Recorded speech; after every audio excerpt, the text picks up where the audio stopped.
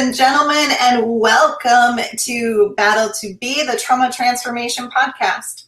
And I am your host, Battle2be, and I want to welcome our guest tonight, Tracey Woods. And Tracey is an amazing massage therapist, and she's also a client of mine. So she's going to talk to us a little bit today about her healing journey and that transformation, and also how she uses her skills to heal others. So everybody, please welcome Tracey. Hello.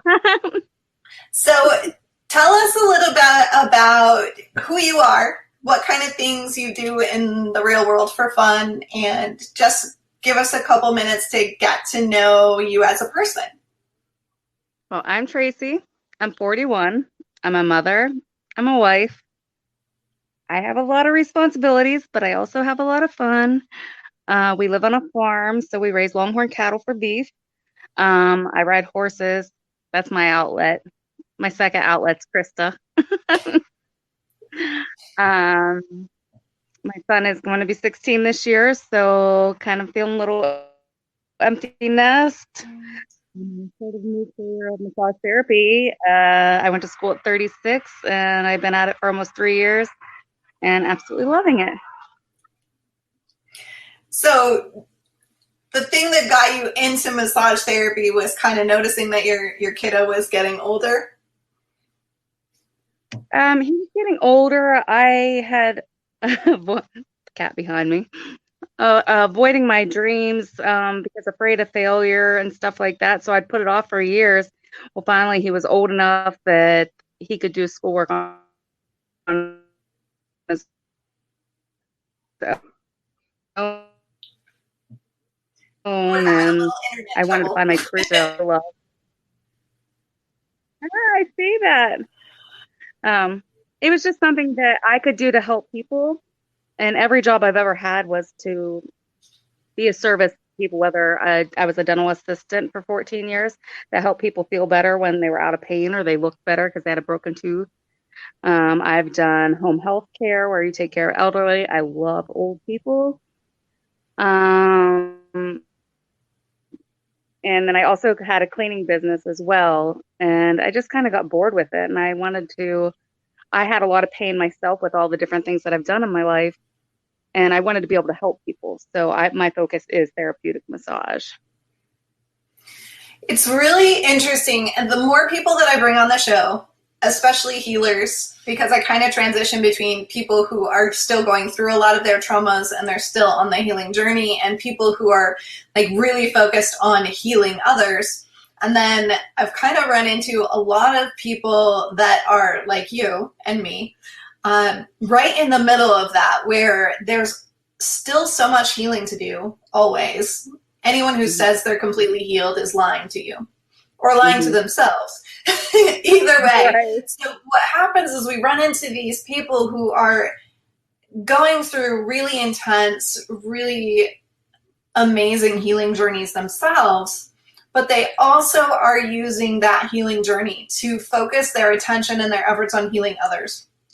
So healing jobs, the nursing positions, the EMT positions, massage therapists, psychotherapists, all of these different support positions where people can dedicate their lives to others are full of people who have been there, who understand the pain, who are also healing as well. And tell us a little bit about your journey. Like, what is it that you were looking for in your life? What is it that you wanted to change when you came to me? Well, somebody had brought to my attention, I was feeling really drained, even though I love my job. I love what I do. I love all my people. My people aren't just clients. Oh, I'm sorry. I gotta make sure my dog's not on the road. I'm so sorry. Oh, she was. Oh, no. I'm sorry. Bailey, get up here. Bailey. Oh, sorry. Bailey. God, I can't do it 2 times. Bailey. Come on, honey. I'm so sorry. Oh And this no, is don't real worry. life. This This is is real this life. is I do this show this way on purpose so people get to be real life. We're just Yes. what we are. There's And, no there's no media magic here. and a little background, I we lost a dog yesterday to that road. So I'm a little sensitive today. Um, so, but back to what we were talking about. So I was finding myself a little burnout, and I was on vacation with another fellow massage therapist who she's been in the field for 18 years. She said, I think you're a little codependent. And I was like, isn't that somebody who dates a drug addict or something like that? I don't know. And like puts up with it. So I got to looking into books of Codependent No More. And I was like, oh my gosh, listen, this is me. Oh my gosh, that's me. And when you keep giving, even though I didn't expect anything back from my clients, I guess I kept giving and giving all my pieces away, but I was never getting anything back. So I was empty. I was burnt out, and I had to find Krista. I literally got off the airplane and called Krista and was like, can you help me? So I think we talked for an hour and a half that day, and we've been working together ever since. And a lot about setting boundaries and like you can still help people, you can still care. And actually, when I stopped trying to help them, like tell them what the problem was and listening, just listening to them, they were happy. They relaxed more during their massage. And I wasn't being drained.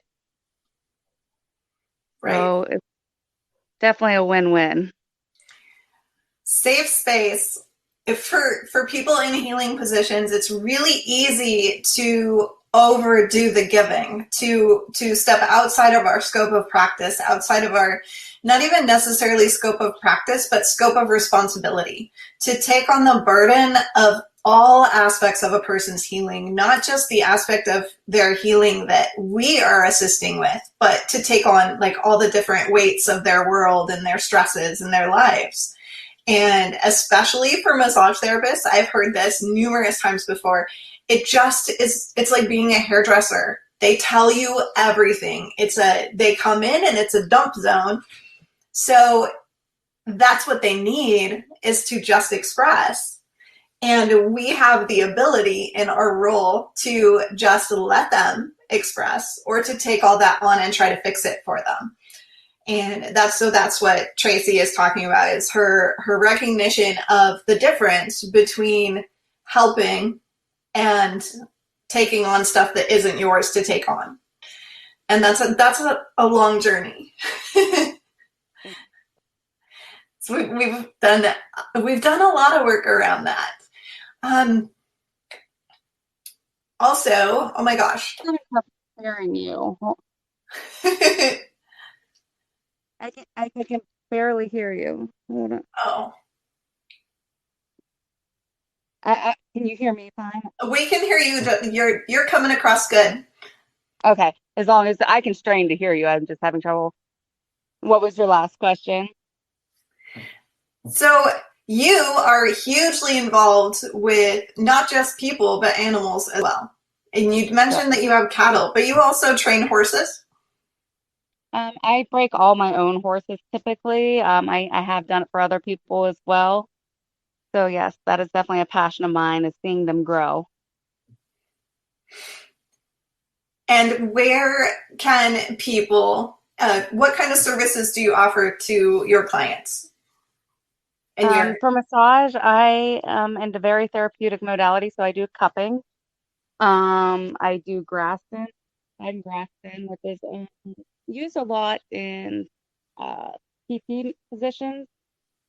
Both of those bring blood flow to the surface. They help break up adhesions, overused areas, and they just help assist to get deeper into the massage without the client being through so much discomfort.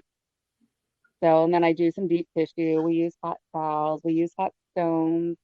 Because everybody is coming from a different place. Like I had a girl today that was sore, but she doesn't like deep work. So sometimes you have to use heat to help dilate the vessels, get them to relax, get her mentally to relax. Because sometimes if you have a lot of mental stress, you won't let go in your body. So the heat is really good for that. So those That's would be a my really main tips. interesting observation. There is, in my work, because my work is very much mental, we don't do a lot of physical. There is some movement stuff occasionally, but I work mostly with the mind body connection from a mental standpoint, where when you're going to a physical modality like massage therapy, you have the ability to work on the mind body connection, the nervous system healing from a physical perspective. So we would call that from the bottom up instead of from the top down. And those types of work interplay extremely well together. So for those of you out there that are seeing a therapist or seeing counselors or maybe on antidepressant, anti-anxiety medications, and you're not seeing your therapist very often, because I know a lot of you guys have been commenting that you're only able to get in like once every month, once every 2 months. Some of you are luckier and you can get in every 2 weeks. But a thing that you can do in the normal daily world where you don't have to get all of those approvals and you can access relatively easily, and it's not going to completely break the bank. Massage therapy is not super cheap, but it's also generally accessible to most people. This is a therapy that you can use to help what kind of things reduce stress, anxiety, even like sleep better, maybe even. Oh, absolutely. You're going to physically feel better. You're mentally going to stop, slow down. I am very open that I let my clients listen to whatever music they want, so whatever helps them relax. But as you've taught us, I'll teach them to breathe with me, to release. You can listen to the birds and the waterfall to be mindful of what you're hearing, just to help the whole nervous system to relax. So yes, it's definitely beneficial.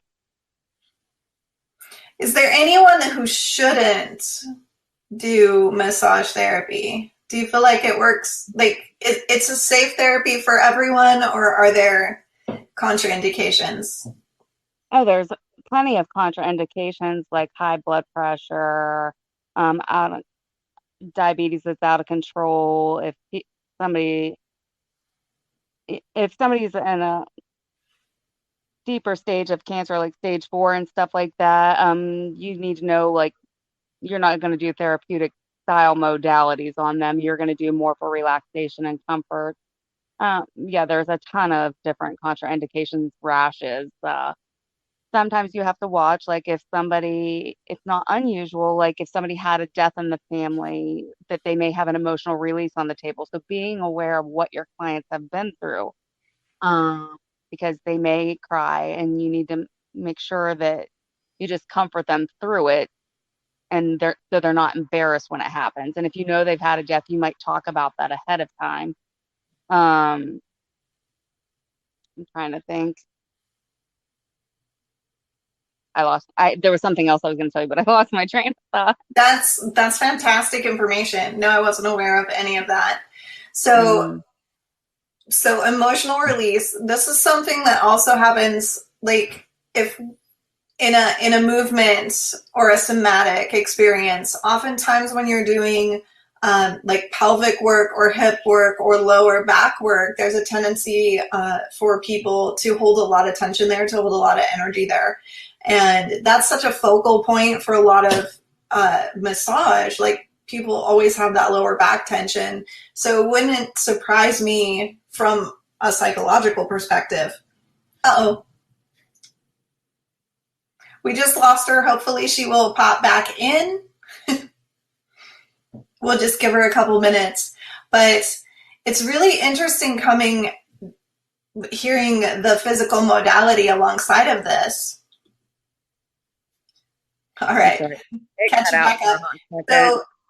So, from a somatic mind body perspective, we often see those like emotional release, like really big emotional release when working with the hips, the pelvis, or like really lower back.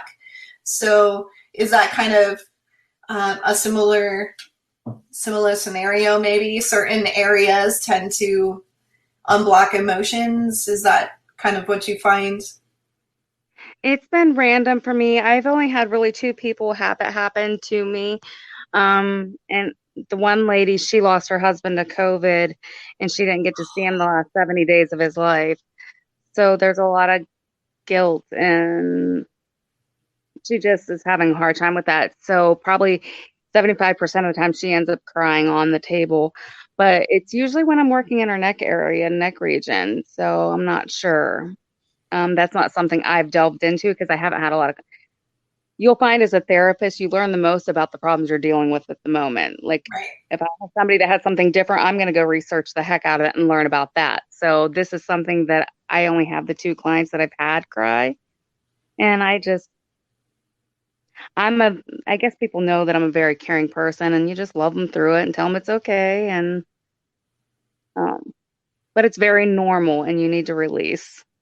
Yes. It's very Yes. important to let it go because it will hold your muscles and you will rebound and have the same problems again if you don't let it go.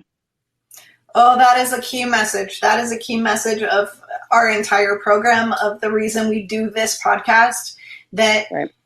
just so that everyone understands that having emotions is normal, having responses and reactions is normal, and talking about mental health and mental health maintenance needs to be normalized. Right. So releasing instead of shoving everything down is really a key to health and wellness, that our culture is challenging. Our culture makes that difficult, especially for men, because we just teach them that it's not okay, that it's weakness, that it's whatever it is, there's judgments attached to it. So people, especially our men and boys, unfortunately, have learned that it's not okay to just have whatever feelings they have. So healing modalities that allow release of any sort, any energetic release is good, like sweating, crying, screaming, whatever it is you need to do. Movement it's all necessary. It's all good. So what is your favorite kind of massage therapy work to do? To do, I would have to say, oh, that's tough. I do some active release. I forgot about that. I do active release stuff as well. So I'd have to say between active release and the Graston because you can be pretty non-invasive and still get a lot of work done. So you get excited when a big knot comes out of someone's body. Oh gosh, yes. I literally the reason I was a little late for this call is because I couldn't stop working on somebody's hips. So, but heck yeah, when you start working on that hip and you're like elbow and it's real tight and it won't move, and by the end I'm like, look, your hips move like a hula hoop. That's a satisfying thing. That's why I do what I do. This is my favorite thing. My favorite thing to see how much everybody loves their different. Everybody's in a different line of healing, a different way of working with bodies and minds and spirits and all of that. But the same joy, that same like glow and happiness comes no matter what aspect you're working with. Just that you get that result for people. That Mm, is like you live and breathe that moment when you're like, yes, what I'm doing matters, what I'm doing works. I'm right. actually making change in the world. That is the best thing in the world. And Absolutely. I love to see that on all of my guests. It's such a beautiful thing. So here's the question I always ask all of the people that have worked with me, and it's kind of a funny one. Oh no, I forgot. I didn't ask you what was your favorite thing that we did? What was your favorite activity that I made you do? Ooh, I love all of them. Well, except for the mirror work. I'm not gonna lie. The mirror, except for the I mirror avoid one. I avoid the mirror. I shouldn't because it works really well, but I would have to say the two I have to narrow it down to two because I can't do just one. I loved when you gave me, I think it was like 150 words, and I had to write down the ones that meant something to me. And then I had to narrow it down to find out my core beliefs. And if something goes against that, I'm going to have guilt, I'm going to have shame, and I'm going to have that negative feeling in me. And to just recognize why I'm feeling the way I am, because I probably was going against my core beliefs. So that was really neat. And plus, I learned what my core beliefs were. Like, I kind of already knew, like, I'm very passionate about justice and what is right, whether stand tall, even if you stand alone.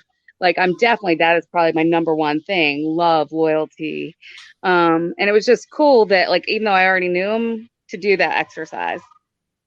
I also did like the hypnotherapy. My first one was really cool, and just the places I went and what I felt and the release I got from it was amazing.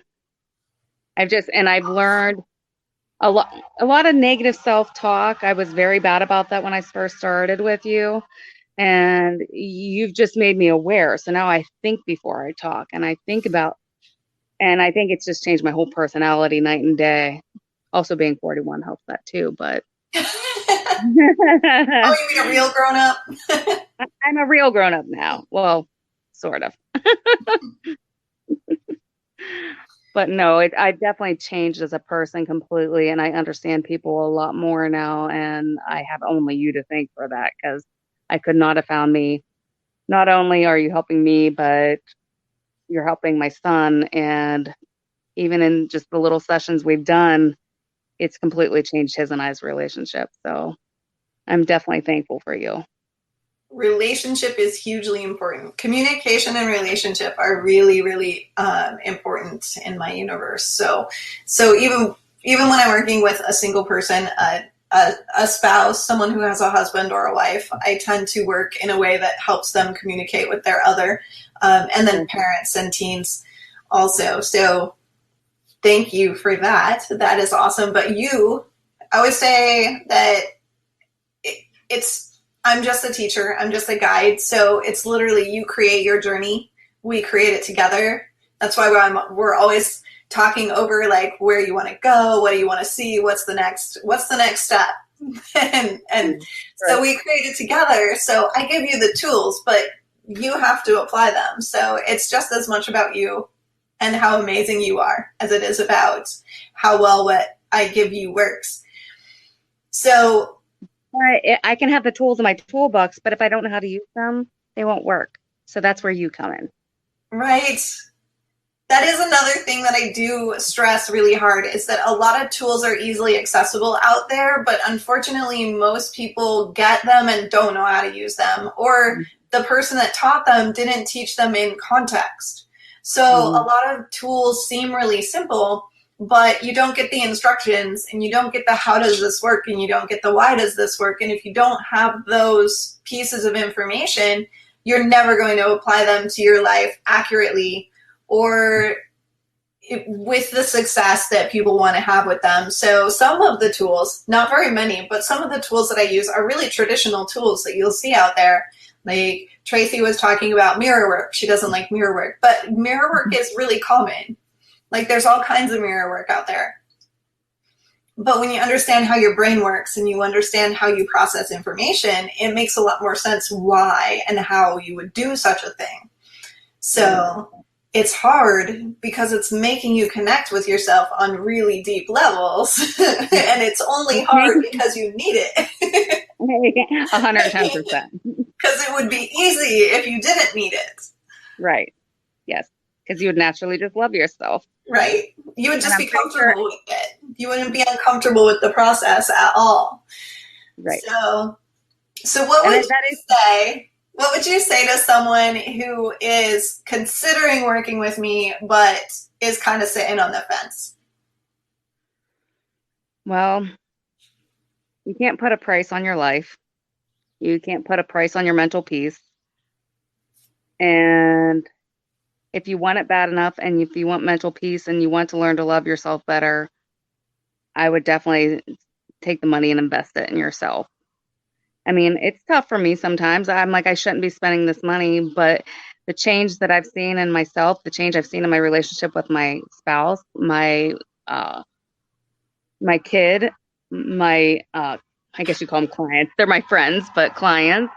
I have a very busy business, and I think because of my personality and who I've become is what's allowed it to grow the way it has. So, I mean, even though it costs me money, the relationship I've developed with my clients because of my personality, of it's come back to me tenfold, I guess is what I'm saying. That's amazing. So how can people who are, let's tell people where you are. Well, I am in the little town of Lisbon, Ohio, which is about 30 miles south of Youngstown. We're right on the panhandle of West Virginia and PA.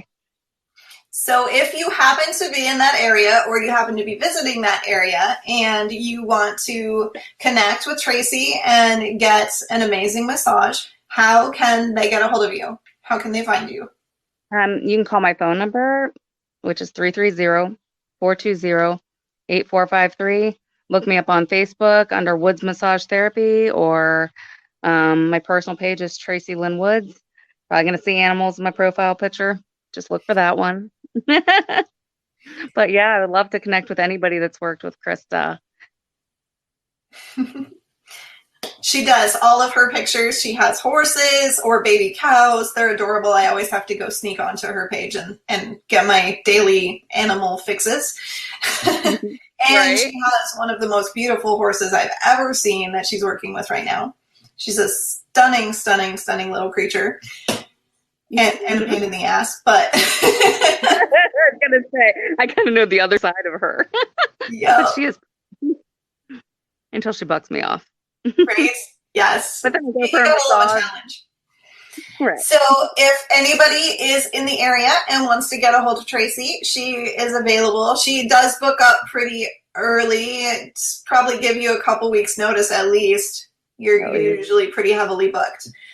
So give her notice as far ahead of time as you can, because she is amazing, and I'm not lying, because her books are full all the time. So that's all the information you really need to know.